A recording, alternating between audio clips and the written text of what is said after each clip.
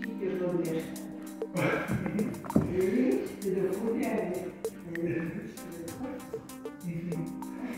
sí, ha estado lo que vas preparando. Sí, el corto yo estoy... Ah, vale, sí, muy bien. Voy a apagar esto mientras.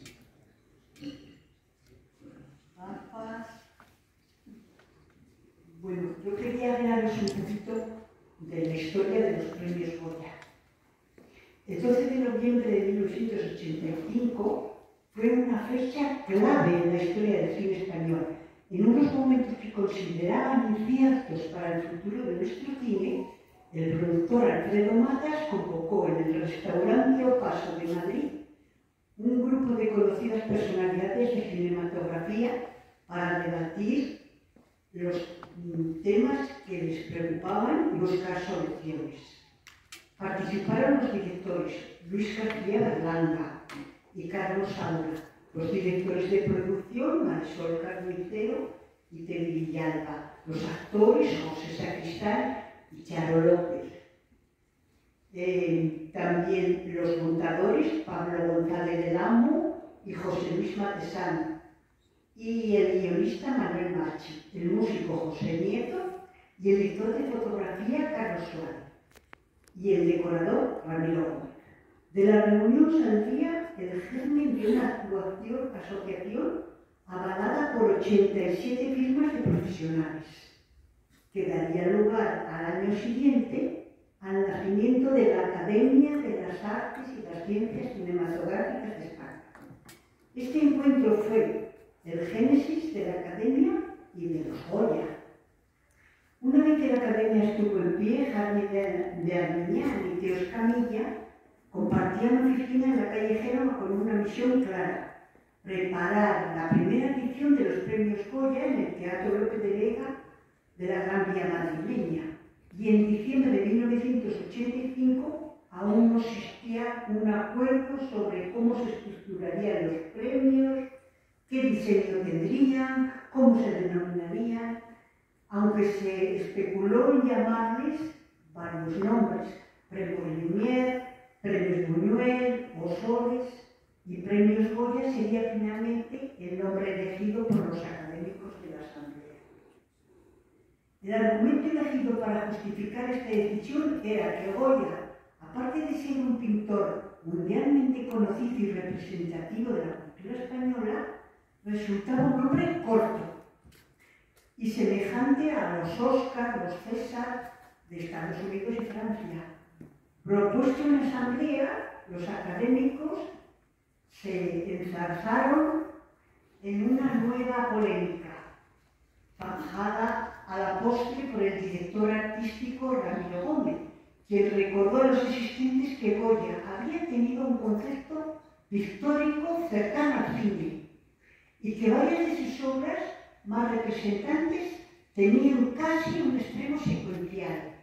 De cara a la primera edición, los académicos destacaron los premios, las películas infantiles, canciones, en fin, varios premios. Y debutaron finalmente con 16 categorías, número que aumentó hasta llegar a las 28 actuales. Ahora en este momento son 28. En 1988 se añadieron las categorías de mejor dirección de producción, mejores efectos especiales. En 1989 se comenzaron a premiar por separado los guiones originales y los adaptados. Y en 1990, una cosa importante, se añadió la categoría de mejor director Nobel y mejor película de animación, así como se empezaron a reconocer los cortometrajes, cosa que nosotros es muy importante, por supuesto, porque es lo que nos dedicamos. Y en 1993 llegaron las películas europeas y en 1995 actores de revelación, y en 2001 las canciones y en 2002 los documentales. Dice Carlos Saura: no tengo la menor duda de que si Goya viviera hoy sería cineasta. Entre la ficción y el documental se movería nuestro aragonés con la misma energía y desenvoltura y con la misma imaginación con la que siglos atrás dedicó una parte de su vida a dibujar y a pintar. Amigos de ilustrados, amante de la música antes de su sordera, hombre preocupado por su tiempo, observador implacable de la realidad, apasionado por la vida y por un trabajo que era al mismo tiempo necesidad expresiva y crónica de su propia vida. Era un cineasta creativo y poderoso, antes de inventarse el cine. Por ello, nada más acertado que llamar Goya a los premios de nuestra Academia de Cine. Eso lo dijo Carlos Saura. Y bueno, pues la Academia de Cine celebra cada año la calidad del cine español con la entrega de los premios Goya a los mejores profesionales de cada una de las especialidades técnicas y creativas. La primera ceremonia de entrega de los premios anuales de la Academia Goya tuvo lugar en el Teatro López de Vega de Madrid el 17 de marzo de 1987. Y la presentación corrió a cargo de Fernando Rey. Y esta primera edición contó con la asistencia de los reyes de España, Juan Carlos y Sofía. Bueno, una breve historia así de cómo empezó los Goya y la Academia de Cine.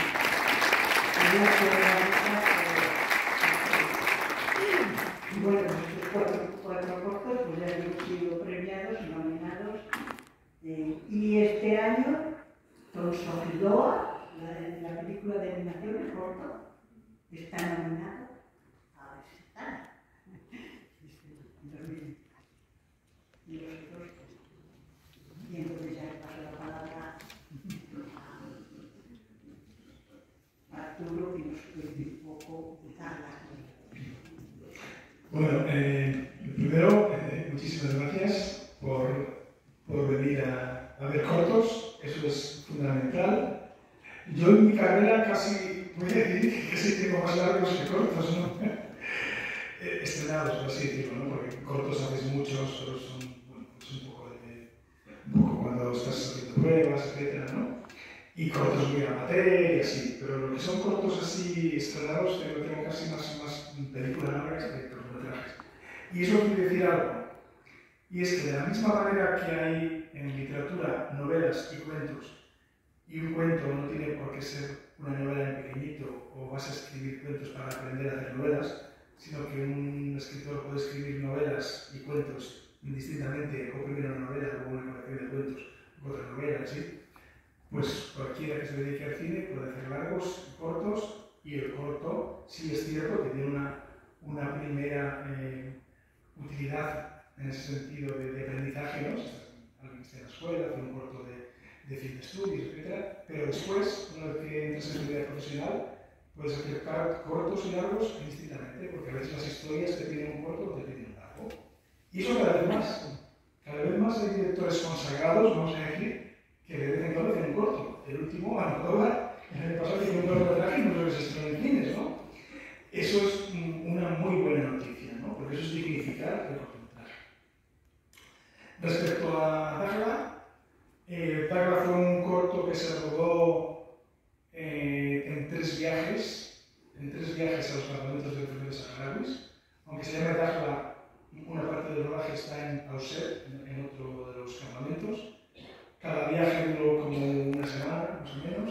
El primer viaje era simplemente de conocimiento, otro viaje fue para presentar un documental que habíamos hecho sobre el Sáhara, y al presentarlo en este festival CISAHARA aprovechamos para rodar el corto, y luego otro tercer viaje para tomar más material todavía, ¿no? Entre el primer y el segundo viaje ocurrió una circunstancia que es que, bueno, yo no sé si le hice mucho por la causa, y con el programa Vacaciones en Paz, pues acogí a un niño saharaui que ha venido aquí a Valladolid, supongo que en esta sala, a lo mejor ha estado una vez, ¿no? Por ejemplo, aquí hay algo de natación, yo creo, ¿no? Porque sí, pues aquí ha estado en un curso de natación y todo. Vino 4 años, cuando tenía 10 años hasta que tenía 14, luego llegó la pandemia y ya no ha podido venir, y estamos en un contacto constante, y ojalá para que hubiera podido ir a estudiar a la universidad, bueno, ya veremos. Y es un niño que verán en el corto, en una familia, hay un niño que está en el suelo escribiendo, haciendo ejercicios. Este es Abba, y esta es la familia de Alba, que en cierta manera es también un poco mi familia. Pues para mí, aunque cuando presentas el corto se puede pensar qué difícil rodar en estos países, en estas culturas, en esa intimidad, ¿no? Ver a una mujer rezando, no sé, en esa especie que parece que es eso, muy íntima, y puede llevar con total tranquilidad, porque pues, era como rodar casi un corto familiar para mí, ¿no? Es muy importante cuando haces un corto documental de este tipo, que se puede decir que es un corto observacional, ¿no? Donde la cámara, donde el director casi no interviene. O sea, nosotros teníamos claros que este corto tenía que ser dejar la cámara y no intervenir para nada, y simplemente que la cámara capturase la vida que pasaba por delante, ¿no? Entonces necesitas tener una relación muy especial con el entorno y con los personajes, ¿no? Eso se consigue a base de tiempo. Entonces tenemos claro, si han visto otros cortos documentales, en muchos cortometrajes o muchos documentales, por ejemplo, hay entrevistas. Yo tenía claro que no quería meter una entrevista. En otras películas, sobre teatro rosario, etc., sí meten entrevistas, porque me lo pedía la propia historia, ¿no? Pero aquí no quería meter ninguna entrevista, no quería meter ninguna voz explicativa en off, ¿no? Porque muchas personas no saben esta situación de los campamentos, pero no quería meter ni voz explicativa en off, ni letreros explicativos, ni nada. No quería meter música. Entonces la música se llama extradigética, es decir, cuando con la música estás un poquito potenciando algún tipo de sentimiento, etc., no quería meter música. En fin, no quería meter dramatizaciones tampoco, ni quería meter material de archivo, que también hay mucho material de archivo. Solo quería que la historia se contase por sí mismo, con imágenes y con sonidos, y con ruidos, ¿no? Y dejando la cámara, sin intervenir para nada en esa realidad, ¿no? Prueba de ello es el último plano, que es un plano que simplemente está la cámara quieta y empiezan a pasar coches y pasan las cabras, y ahí en tiempo real el sol se mete, ¿no? Bajo las dunas, y ahí aprovechamos para poner los títulos de crédito. Pero simplemente es que la cámara está quieta y de repente, con mucha suerte, aparece una señora con una sartén enorme, ¿no? Pasando con su niño. Eso nos dimos cuenta cuando entró desde atrás, porque no estaba ni preparado, ¿no? Entonces, claro, son 15 minutos, pero tengo varias horas de rodaje, ¿no? Y luego hay que montar y seleccionar, ¿no? Entonces dejamos la cámara y cada plano que han visto ustedes, si dura 20 segundos, dura 5 minutos, ¿no? Y corto este trocito. Y hay muchas historias que han quedado fuera del cortometraje, porque la primera versión duraba 40 minutos y era muy larga. Y entonces lo que hice es concentrar eso en 15 minutos. Pero ¿qué ocurre? Que quise meterlo todo y el montaje parecía casi como una película americana, ¿no? Pasaba una cosa, pasaba otra. Y yo digo, esto no puede ser. Si es que la vida en el desierto es todo lo contrario, es te sientas, ver pasar el tiempo. No es como la vida aquí que yo ahora mismo vengo de un sitio y voy a otro. No, ahí en el desierto tienes tiempo para mirar el horizonte, para por la noche mirar las estrellas, y es otro ritmo de vida, ¿no? Y claro, metiendo tantas cosas en un montaje en 15 minutos parecía eso, que era un ritmo de vida occidental. Entonces lo que tuve que hacer es suprimir muchas cosas que ni están esbozadas ni siquiera las he contado, y las historias o los pasajes de vida que cuento, darlos un poquito de tiempo, ¿no? Eso fue lo que hicimos. Entonces ven ahí que hay, pues, desde una tormenta de arena, toda la historia de las cabras, la historia de lo importante que es un festival de cine. Son varios días que están concentrados en tres, ¿no? Un poco la vida normal, la vida en la escuela. Es muy bonito lo de poder entrar en la escuela, dejar la cámara y ver cómo se desarrolla la clase. Tenemos varias clases de diferentes niños, etc. Luego hemos cogido 3 o 4 planos, no hay más, ¿no? Luego llega el festival, lo cambia todo el festival. La fiesta de un extranjero, ¿qué? Se va al festival y ahí todo sigue igual, ¿no? Y lo hacemos en 3 días, ¿no? El festival dura una semana y hay varios festivales metidos, ¿no? No largo como de 6 meses, ¿no? Y nada, simplemente contarles que este cortometraje lo empezamos a mover por festivales, en España primero, y ningún festival lo seleccionaba. Y nosotros nos sorprendía, ¿no? Porque creíamos que el corto no sé, que no estaba tan mal como para que nadie lo seleccionara, ¿no? Y al final lo seleccionamos solo algunos festivales, pues no los top, o en secciones paralelas, etc. Hablando de los Goyas, no sé si sabrán ustedes que para que un cortometraje entre en los Goya, no es como las películas. Las películas, con tal de estar estrenada, ya puedes presentar candidaturas. Un cortometraje, como hay tantos, ¿no? Es imposible. Entonces hay una fase previa y para poder presentar tu cortometraje a los Goyas, tiene que estar seleccionado en una serie de festivales. Hay una lista de festivales que se llaman clasificadores. Son los mejores festivales de España y los mejores festivales del mundo. Entonces, para poder entrar en los Goya, si es ficción o documental, si son festivales españoles, para ficción necesitas 6 y para documental 3, algo así, ¿no? Pero si son festivales extranjeros, porque son los de más categoría, y además se eligen esa lista los que preclasifican para Oscar, solo con entrar en un festival ya vale, ¿no? Bueno, pues ni un solo festival español clasificador no seleccionó. Entonces dijimos, bueno, pues vamos a mandar a festivales extranjeros. Para poco de mandarlo, enseguida casi la primera selección es el festival de Jihlava en la República Checa, que es preclasificador para Oscar. Con eso ya estamos clasificados para la ¿no? Y no solo eso, o sea, que luego llegaron, pues al final han sido yo creo que unos 300 festivales y 150 premios, es una locura, ¿no? Pero de ellos tenemos 6 de los mejores del mundo preclasificados para Oscar, de tal manera que estuvimos en una lista de 80 premios para Oscar y el corto se proyectó en Los Ángeles durante una semana delante de la última película de Clint Eastwood. Entonces, claro, es una satisfacción tremenda, ¿no? Saber que tu corto se está proyectando en Los Ángeles delante de la película de Clint Eastwood.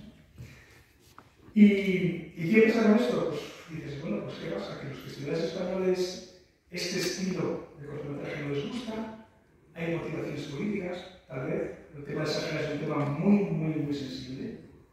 Nosotros, mientras estábamos rodando, coincidimos con Pepe Villuela. ¿Saben ustedes este actor? Él tiene un largometraje sobre refugiados, que son 3 historias. Una historia de refugiados en la guerra civil, otra historia precisamente de Sáhara y la otra historia de los que vienen en pateras, ¿no? Y cuando fue a Televisión Española para que se lo subvencionar de alguna manera, le dijeron, está bien, el proyecto, todo, pero tienes que quitar la historia de Sahara.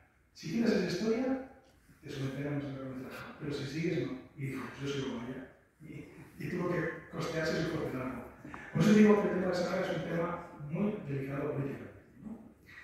Y entonces, pues tal vez a los festivales pues, no les gusta meterse en líos, etc. Digo yo, porque me sorprende mucho que en España no se seleccione y en el extranjero se seleccione tanto y consiga tantísimos premios, ¿no? Es que, por ejemplo, en países del este, la Serbia iba a Belgrado 2 veces a otra final, es constante, en Moscú, en San Petersburgo, en todos los países del este, pero también porque es un corto que tiene mucho que ver con la tradición del cine soviético. El cine soviético es un cine de montaje, ¿no? Un cine ojo de Siga Bertov. Este corto estuvo en una sesión, incluso yo recuerdo en un festival en Ruma, que es una ciudad de Serbia, donde lo ponían delante de un programa con cortos de Siga Bertov. Es un director que lo que hace es como el cine verdad, ¿no? El cine ojo, y se hace películas de montaje, pero esto es en los años 20, es contemporáneo de Eisenstein, etc., ¿no? Pero claro, para mí una satisfacción que ver este corto con los cortos de Siga Bertov, ¿no?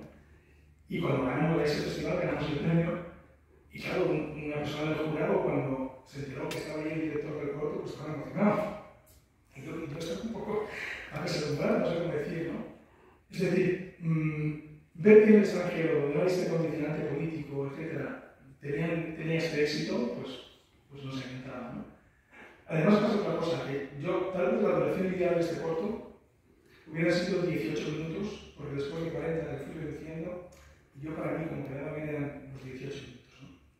Y realmente ahí sí que me hice un poco un esfuerzo de ir cortando, quitar algo que no me hubiera querido cortar, para dejarlo en 15. ¿Por qué? Porque para mí este corto no era solo el ser un corto artístico, etc., sino que yo también quería difundir la causa.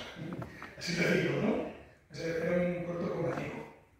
Entonces, el 80-90% de los festivales de cortometraje ponen el límite en 15 minutos. Entonces, si por 3 minutos más me iba a perder muchos festivales, preferí renunciar a una parte artística, pero potenciar la parte reivindicativa, ¿no? Porque gracias a eso te pude hacer el corto, ¿no? Gracias a cómo me han acogido allí. ¿Y qué más? ¿Os cuento el corto? ¿No? nada más y que hagan algunas preguntas. Bueno, algo que corto, claro, luego de gran satisfacción, eso es lo más importante, ya que estamos con la huella. La gran satisfacción de este cortometraje es que pasa esa fase a una fase en la academia, y hay un comité que selecciona entre los cortos que han sido seleccionados en festivales, como he explicado, ¿no? Entonces, en documentales había como 35 cortos, y entonces ese comité selecciona 10. En ficción pasa lo mismo, seleccionan 15, pero porque hay 80, y en animación pasa parecido, ¿no? Es un comité compuesto por 10 personas, que son los nominados del año anterior. O sea, es un comité que hace su trabajo con seriedad, ¿no? Entonces, ya una gran alegría es cuando recibes una carta o una comunicación por correo y te dicen: pues estamos contentos de comunicarle que la comisión ha decidido que su corto de larga duración esté entre los 10 candidatos, ¿no? Entonces ahí conseguimos la candidatura, que ya eso es un logro, ¿no? Y luego ya empiezan las votaciones de los académicos. Claro, yo recuerdo estar delante de la pantalla del ordenador todo nervioso cuando es el día en que dos actores dicen las nominaciones, y están los 10 cortos nominados, y el primero que dicen, por ordenazo, es el tuyo, ¿no? Además es que se equivocaron, porque empezó Dajila, no sabían leer cómo, y entonces cuando empezaron a ser yo que nervioso, digo, ¿qué va a ser este? Porque cuando empezaron a ser, digo, ¿qué va a ser este? Y justo, ¿no? Pero claro, como otros se equivocan, yo me acuerdo que dijeron los 4, y yo estaba mirando, y según iban diciendo, íbamos viendo los carteles, como en una pantalla, ¿no? Y yo de repente veo que sí, que está ahí el cartel, y yo diciendo, pues se acaban ya. Y ya cuando acabaron y pasaron a la categoría siguiente, digo, vale, no se han equivocado.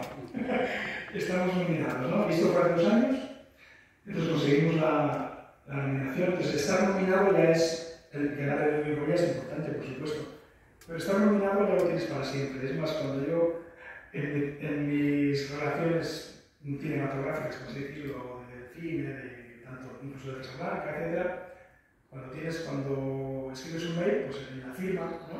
Te pones en la empresa, esto, pues siempre pongo nominado al Goya en el año 2022. Eso lo puedes, si eres candidato o no, si estás nominado, vale, no tienes el Goya, pero para siempre puedes decir que eres una persona nominada, ¿no? Entonces fue una gran satisfacción, fue una gran satisfacción, porque de nervios, claro. Yo era el sábado de lo más tranquilo y relajado del mundo, porque por desgracia no hemos conseguido ninguna nominación con secundarias, con la última película. Eso que lo intentábamos, y yo creo que alguna sí que podría haber merecido, pero bueno. Y que iba a decir otra cosa y sin miedo. Eso fue muy interesante, lo viste allí, lo que estaba allí. Controlar a la gente. Claro, bueno, yo por ejemplo, yo creo que he ido ya 8 caras, porque yo soy académico desde el año 2016, yo creo, o algo así. Entonces, para mí, el ir a la cara de los Goya, bueno, pues ya casi se ha convertido en una costumbre. Bien es cierto que he tenido mucha suerte, porque como los espacios son limitados, prácticamente solo van 2/3 de los académicos. No sé si esto lo saben. O sea, en la academia ahora mismo, claro, pues ahora mismo en la academia somos 2.300 miembros. Y cuando vas a los Goya tienes derecho a ir con un acompañante. Entonces, no hay ningún sitio que tenga 4.600 más luego autoridades y tal. No hay. Y entonces lo que se hace es un sorteo.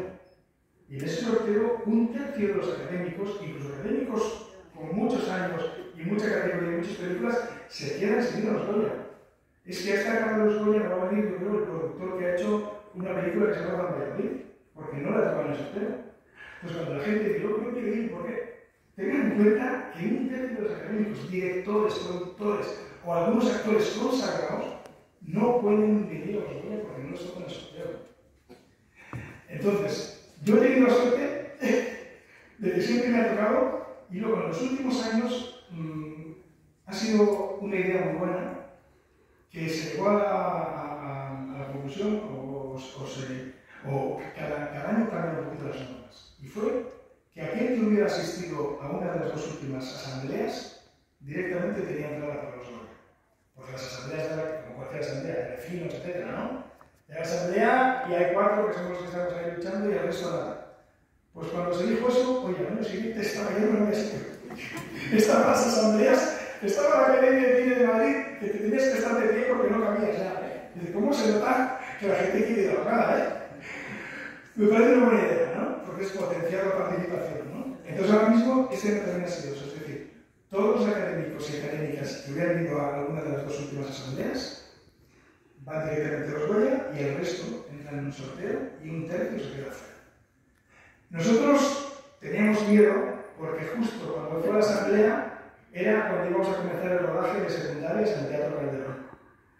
Entonces dijimos, solo faltaría que ese que son los Goya en nuestra ciudad, que no podemos ir a la asamblea el día de foto para los que éramos académicos porque tenemos que estar rodando, claro, y nos queremos ir a los Goya, sin un Valladolid. Yo digo de casa cuando hemos ido a Sevilla, Valencia, no sé. Afortunadamente, la decisión de la academia, igual que en Málaga, en Sevilla, fue que todos los académicos y académicas, no solo de Valladolid, sino de Castilla y León, no entraban en sorteo directamente, tenían entradas separadas. Me parece lo mínimo, y aquí los diferentes gastamos el dinero, por lo menos, ¿no? Tampoco necesitamos mucho sitio, porque somos 22 en Castilla y León. De 2.300 académicos, en Castilla y León somos 22. En Valladolid, 13. En el resto de las provincias, 9 en total. Es decir, de 8 provincias de Castilla y León, excepto Valladolid, hay 9. Es que en Ávila, en Soria, no hay ningún académico. En Palencia tampoco. En Burgos hay 2, en León 2, en Salamanca 3, 2 y 2, 4, 3, 7. Uno en Zamora, ¿y cuál me queda? Y uno en Segovia. Esos son los académicos de Castilla y León. No quiere decir que no haya académicos nacidos en Castilla y León. Sí, los hay. Pero como ocurre en Castilla y León, pasa lo mismo que en todos los otros sectores, que es la España vaciada. Y como está Madrid tan cerca, todos están trabajando en Madrid. Fernando Cayo, Roberto Enrique, otros sectores, un montón de técnicos. No sé si han visto la exposición que hay en la sala de San Benito. Si no la han visto, se la recomiendo. Está muy guapo. Ahí me acuerdo cuando estuve nominado, ¿no? Y si se han dado cuenta, mi pajarita es la bandera de la República del Sáhara, Democrática del Sáhara, independiente, Sáhara Occidental, ¿no? Bueno, ocupado por Marruecos. Yo tengo mi pajarita muy bonita, verde, blanca, roja, pero es la bandera del Sáhara. A mí me gusta hacer esas reivindicaciones en vez de estar ahí, ¿no? Yo prefiero llevarla durante muchas horas a la reivindicación, cosita por el como quien dijera. Hemos oído 2 nominaciones en la historia, realmente, que ha contado la Isabel, que es Miguel Díaz la Sangre, con un corto de animación animal, que seguro que habéis puesto en la fila. Hemos puesto en la fila. Habéis puesto en la fila, sí, porque Miguel es un animador estupendo. No sé, pero ahora mismo lo que sé, pues está el profesor del Instituto de Lisca, que es un trabajo estupendo, pero es que la animación era mucho trabajo y no te da para vivir. Y igual que otros muchos de los... Hay unos cuantos académicos y gente de cine que se dedican sobre eso y otros nos tenemos que dedicar a otras cosas porque no da para vivir. Y somos los 2 únicos que hemos estado nominados. Miguel en el año 2000 con este corto animal y yo en el 2022 con Dark. Pues, no sé, no puedo estar hablando hasta de noche, ¿eh? No.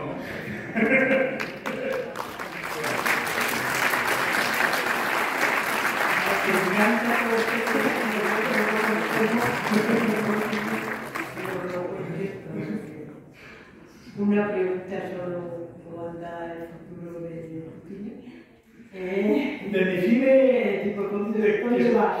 que estoy produciendo, o de mi cine de Casablanca, o de los dos. Tiene Casablanca ya estamos todos. Sí, el cine de Casablanca estamos muy contentos, todo el equipo. Muy bien. Muy bien, porque el público está respondiendo, estamos trayendo películas, yo creo que muy bonitas, buenas, vamos a decir, en versión original, subtitulada, es decir, subtitulada, doblada, y eso es porque el público vienen intelectuales, eso nos encanta, que hagan el esfuerzo por venir, que el robo por el público, ¿no? Porque ahora el cine, vamos a escuchar cine, entonces tiene que tener algo de espectáculo teatral, y es decir, hay que tener algo en directo, ¿no? Pues cuando viene un director a hacer un preestreno, pues ese contacto con el público es fantástico. El viernes ya va a hacer poco. Puedo hacer Movie Record, ¿no? Estilo Movie Record. El viernes viene Guy Fioresti, que es el director que ganó el Goya el año pasado por a mejor largometraje documental por La Bordeta, un hombre sin más. No sé si vieron el documental de La Bordeta. Pues lo ganó el Goya, y como él viene el sábado, ha decidido venir un día antes y pasar la noche de censo por presentar su nuevo documental que se llama Terapia de Parejas, porque con la pandemia las parejas, hubo muchísimas parejas con muchos problemas. Sus mujeres psicólogas ya han tenido que abrir más gabinetes y contratar a más gente con la cantidad de parejas que tienen que ir a terapia. Yo creo que es un documental muy interesante y muy necesario. ¿Habéis visto Votamos? El problema de la salud mental es un poco, va a ser el problema del futuro. Es un programa fantástico. Este equipo, Santiago Requejo y Tom, son estupendos. Yo los conocí cuando los Goya, bueno, a veces hacían en Madrid, en diferentes sitios, pues iban poniendo cortos y todos los íbamos viendo. Es un equipo extraordinario. Conseguimos una amistad. Entonces ellos, este año tenían corto y no han conseguido la nominación. Pues ese corto también para los clientes. Pues es que terapia de parejas es un poco esto, ¿no? Lo que está pasando ahora, ¿no? Entonces, si quieren verlo y hablar con el director y todo, pues este viernes en el Casablanca. Y en los Pins Casablanca. Este viernes a las 7 de la tarde. Y ahora ya quitando, ya cerramos modo libre. Mi futuro ahora mismo estoy rodando un documental. Tengo ya el 80% rodado. Espero poder estrenarlo ya, a lo mejor después del verano, a ver si puede ser. Y sí, el título es Greetings from Peralejos. Greetings es una palabra inglesa, se llama saludar, greetings. Greetings es como saludos, ¿no? Y from, y Peralejos es un pueblo de Guadalajara que se llama Peralejos de las Truchas. No sé si lo conocen. Es un pueblo donde hace el Tajo, que hace unos años nombró hijo adoptivo a Bruce Springsteen. Y entonces lo ha propuesto a primer príncipe de Asturias y están entusiasmados con que pueda venir Bruce, etc., ¿no? Y hacen un festival de verano que es Greetings from Peralejos, porque el primer disco de Bruce Springsteen es Greetings from Asbury Park. A quienes les guste, a mí Bruce Springsteen es la banda sonora de mi vida. Entonces cuando yo me acuerdo que estaba teniendo la acabada ahí en casa y oí por la radio esta historia, al día siguiente llegué al alcalde del pueblo y le dije que era una película. Pues vente para acá, vale. Y llegó la pandemia y no pudimos rodar. Y ya este año, en enero, empezamos a rodar. Llevamos un año yendo a Peralejos, que está a 4 horas y medio de aquí, está viendo el Tajo, es muy bonito aquello. Entrevistando a las personas mayores, a los jóvenes, etc., sobre el tema de Bruce Springsteen, ¿no? Y hemos ido a Barcelona, al concierto de Bruce viene ahora en junio también. Ojalá, estamos gestionando que pueda ir a Peralejos y podamos rodarlo. Estamos intentando negociando los derechos de las canciones. Son muy caros, muy caros. Estamos con Sony pegándonos. Probablemente no lo puedo decir. Conoció la historia una productora fuerte, muy fuerte, y cuando comenzaron y se les ocurrió, porque vamos a hablar de esta historia, se enteraron de que había un loco suelto por ahí en Valladolid que ya estaba rodando, y me llamaron y me dijeron, bueno, pues en vez de hacer una competencia colaboramos. Y pues vale, negociar el derecho de las canciones, que yo no tengo dinero para tanto. Yo rodo la película y vosotros pagáis las canciones de vale. Y están con ellos, son muchos miles de euros, ¿no? Y además, si llegamos ya, yo creo que sí que estamos con un acuerdo ya bastante fuerte, pues claro, será mucho más fácil poner la televisión detrás y todo, pues distribuirlo en España, incluso internacionalmente, y a ver si en el que estamos nominados a la Goya. O algo más.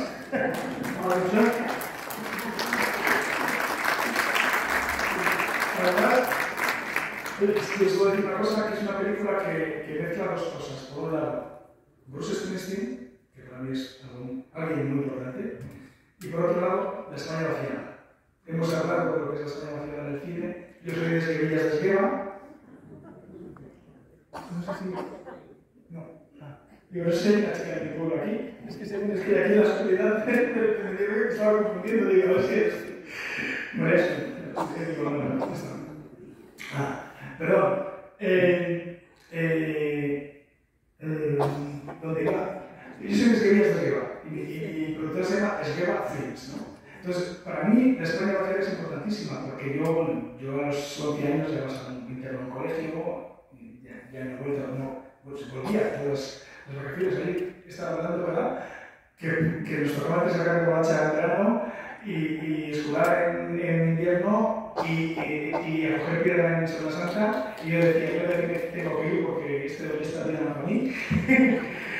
Y entonces, ¿pero qué ocurre? Cuando ibas en verano, tus amigos de verano eran amigos estacionales, porque eran los amigos, los hijos de todo el mundo que se había venido aquí, sobre todo al País Vasco, o a Barcelona, o a Madrid, pero fundamentalmente al País Vasco, ¿no? Y acababa el verano y no volvías a ver a tus amigos hasta el verano siguiente, ¿no? Y eso pasa tan lejos. Allí se iban todos a Barcelona, había una fábrica de Pirelli en Mataró, yo creo, pues fueron unos pocos, hicieron la efecto llamada, y medio pueblo vive en Mataró, en la fábrica de Estella. Y pasó lo mismo aquí en Fasa, como muchos pueblos de Valladolid, pero pasó lo mismo con fábricas en Bilbao, en el País Vasco, que se iban aquí. Y entonces, en algunos pueblos del País Vasco hay comunidades que vienen todas de un mismo pueblo de Castilla, no sé cómo decir, ¿no? Y claro, para mí era juntar esa historia muy personal mía con una experiencia que también es muy personal mío. Entonces digo, esto lo tengo que hablar, ¿no? Y en ello estamos, ¿no? A ver qué tal sale. Suerte. ¿Los guiones les haces tú también? Sí, los guiones los hago yo. Los guiones los hago yo porque es como empecé. Yo en principio me gustaba mucho el cine, pero yo en principio digo, no sé si puedo ser director porque es muy complicado tal, pero yo soy licenciado en Filología Hispánica, me gustaba mucho escribir, etc., ¿no? Entonces escribí mis guiones y yo quería que a alguien le gustara el guión y hiciera una película con ello. Y yo lo enviaba por aquí y por allá. Y al final, en un festival de Aguilar de Campo, me encontré con una directora y dice, si yo solo hacía también, pues que no lo lee nadie. Yo allí mi guión se lo di a este, se lo di a otro.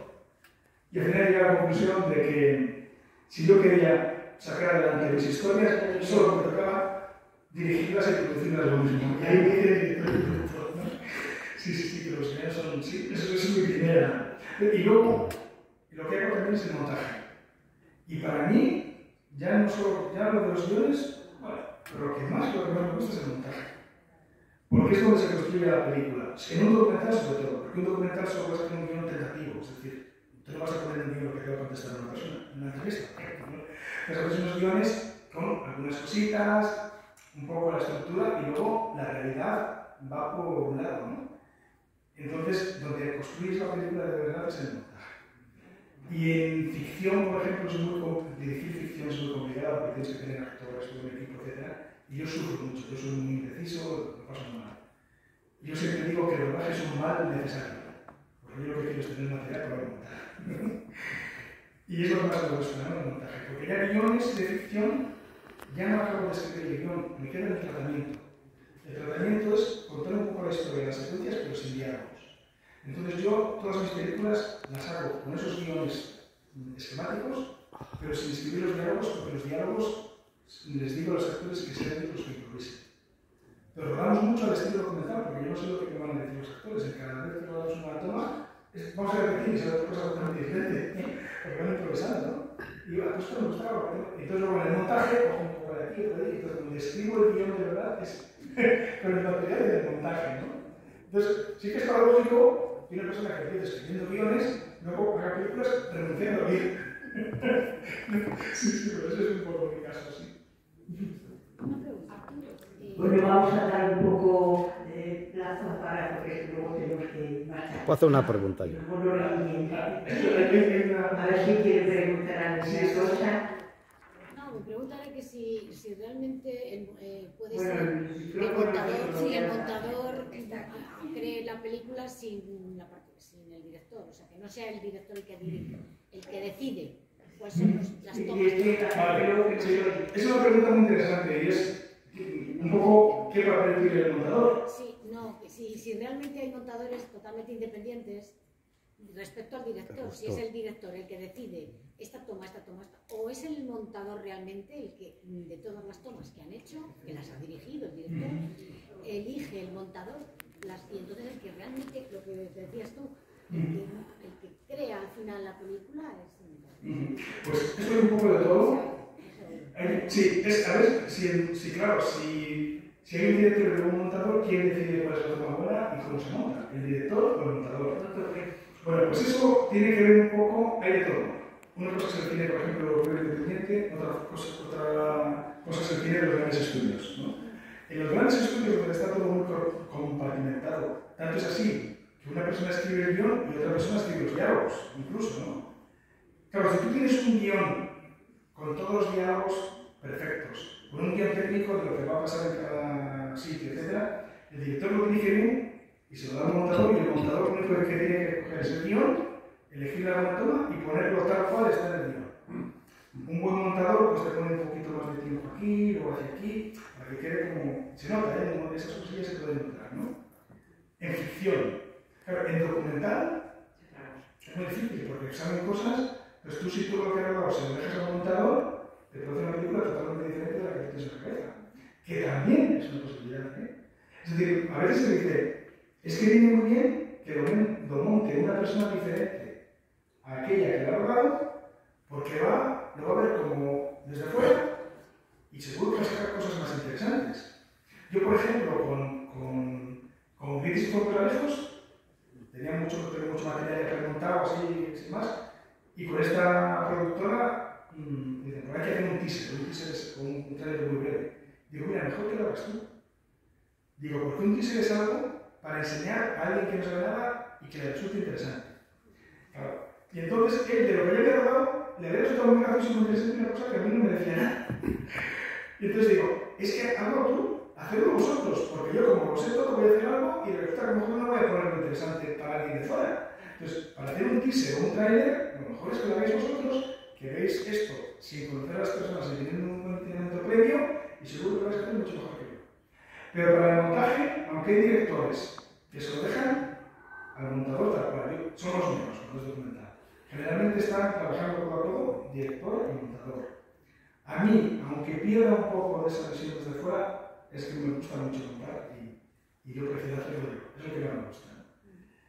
No solo, por ejemplo, Campeones, esta segunda no sé, pero la primera, si no me equivoco, Fesser, el director, es también el montador. Eso no es una película de ficción, pero como es una película de ficción muy personal, con los niños, todo se puede la que se montar, ¿eh?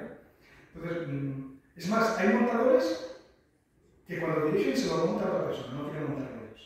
Por ejemplo, Fernando Franco, y hay otro montador de Segovia, que nunca recuerdo su nombre, que es el que dirigió Bon Appetit, me parece. Siempre de imagen, ¿no? Pues son muy amigos, y cuando uno dirige la película se le monta al otro, y viceversa, ¿no? Para que cada uno proceda, ¿no? Entonces, pues digo que hay un poquito de todo, ¿no? Hay un poquito de todo. No es mala idea un montador de películas, pero yo particularmente, luego cuando hago una película se me siento a gente que no sabe nada y me influye mucho lo que dice, pero no porque me influya para cambiar, sino porque tú crees que estás ofreciendo algo o diciendo algo que significa algo y si dices, es que no significa eso, pues me equivoco, tengo que cambiar. No es que estés cambiando según lo que te digan, ¿no? Sino que tú pones en tu película para ver si el público está recibiendo lo que tú crees que estás expresando. Y muchas veces no es así, ¿eh? Sí. Y para mí es muy importante. Incluso en mi primera película repartimos unas hojas por el público del Seminci y fue muy importante lo que nos dijeron, porque era una historia que se confundía con otra y no era consciente, ¿no? Entonces es importante que alguien desde fuera de igual. Ese alguien, y la remontamos entera, ¿eh? Es como si fuera un montador, como si todo el público fuera un montador. Perdón, Ya, sé que es interesantísimo, pero tengo que cerrar. Una pregunta. Sobre los derechos de autor, quisiera saber si se puede reproducir un archivo de audio un determinado máximo de segundos sin tener que pagar un canon, yo ¿o no? No lo sé, pero creo que no. No. Sí que pagar siempre un canon, sí. Creo que no. Pero eso, un especialista. Ya. Gracias. Bueno, muchísimas gracias.